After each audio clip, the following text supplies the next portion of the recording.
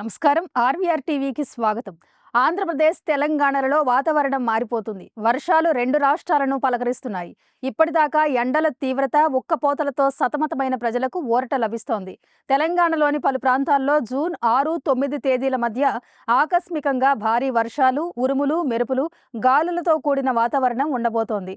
రంగారెడ్డి, వికారాబాద్, మెదక్, మహబూబ్నగర్ తదితర జిల్లాల్లో భారీ వర్షాలు పడే అవకాశం ఉంది.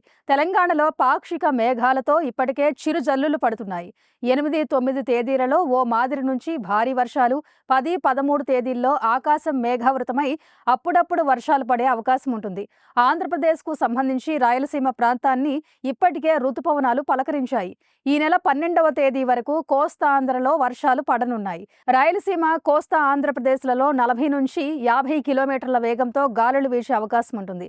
ఉరుములతో కూడిన భారీ వర్షాలు పడవచ్చు. అక్కడక్కడ వేడి గాలులు కూడా వీసే అవకాశం ఉందని భారత వాతావరణ శాఖ తెలిపింది. ఇలాంటి కరెంట్ అప్డేట్స్ కోసం చూస్తూనే ఉండండి మన ఆర్వీఆర్ టీవీ. లైక్ చేయండి, షేర్ చేయండి, సబ్స్క్రైబ్ చేయండి.